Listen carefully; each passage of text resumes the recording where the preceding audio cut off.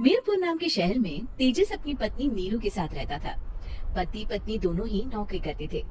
एक दिन तेजस गांव अपनी माँ के पास फोन करता है। हेलो, प्रणाम माँ। जीते रहो माँ।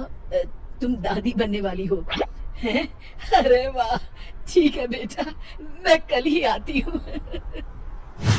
जब माँ जी शहर पहुँची तो बेटी बहू ने बहुत अच्छे से स्वागत किया। लीजिए माँ जी, चाय। अरे गर्मा गर्म पकोड़े ले आओ माँ के लिए। नीरू रसोई में गई और 2 मिनट में ही पकोड़े ले आई। जी ये लीजिए। बहू, जादू से बनाए हैं क्या? अभी तो रसोई में गई थी। यम्मी। माँ जी, शीला रसोई में पकोड़े तल रही है, मैं बस लेकर आई। हे भगवान, मेरा धर्म भ्रष्ट कर दिया तूने। अब तो गंगा जल से शुद्धिकरण करना होगा। दूसरे दिन, माँ जी मैंने नाश्ता बना दिया है, ऑफिस जा रही हूँ। पर अभी तो घर का सारा काम पड़ा है। शीला आती ही होगी, झाड़ू पोछा बर्तन कपड़े वो सब कर लेगी। हमारे जमाने में घर का सारा काम हम ही करते थे। जी माँ जी, आप बहुत होशियार हैं, मैं घर ऑफिस दोनों नहीं संभाल पाती। तो जरूरत क्या है घर से बाहर जाकर चाकरी करने की? वैसे भी घर का काम खुद करने से घर में बरकत आती है, समझी? पर माँ जी। पर वर कुछ नहीं, इस महीने की पगार मिले फिर ऑफिस बंद है। हाँ। रात को नीरू तेजस से कहती है, सुनिए जी, माँ जी बोल रही थी कि मैं नौकरी छोड़ दूं। वैसे ठीक ही तो है, अभी तुम्हें आराम की जरूरत है। फिर भी आराम कहाँ, शीला को छुड़ाने के लिए बोल रही थी। तो अब 24 घंटे में इतना काम तो कर ही सकती हो। पर जॉब पसंद है मुझे, घर पर मन नहीं लगेगा। अगले दिन जब दोनों ऑफिस के लिए निकल रहे थे, मेरी तो कोई कीमत ही नहीं है इस घर में। माँ जी, आजकल महंगाई बहुत है, रहन सहन भी बदल गया है, दोनों नौकरी करते हैं तभी ठीक रहता है। अच्छा, तू कहना क्या चाहती है? मेरा बेटा तुझे बिठा के खिला नहीं सकता? तू ही इस घर का खर्च चला रही है, हैं? नहीं माँ जी, मेरा वो मतलब नहीं था। मतलब खूब समझती हूँ, ये बाल धूप में सफेद नहीं किए मैंने। हाँ। अब तो ये रोज का काम हो गया था। तेजस भी रोज की चिक-चिक से परेशान हो गया था।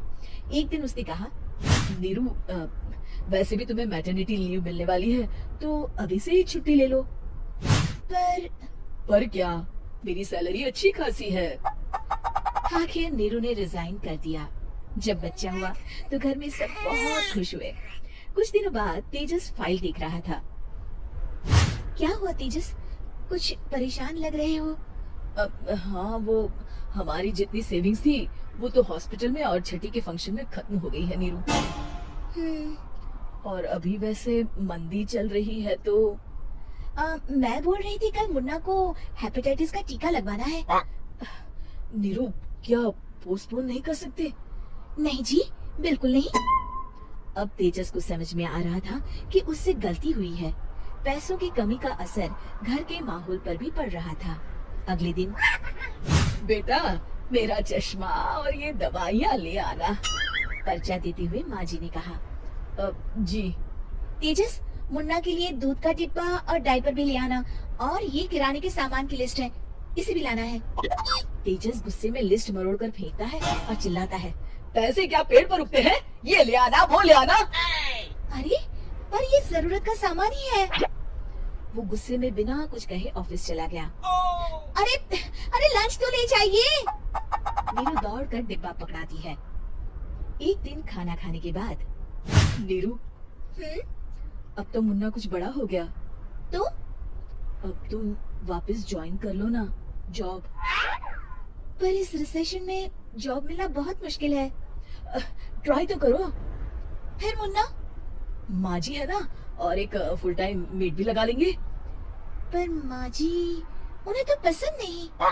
तभी माँ जी वहाँ आ जाती है और प्यार से नीरू के सर पर हाथ फेरते हुए बोलती है, अब मेरी समझ में आ गया बहू, पहले के और अब के समय में अंतर है।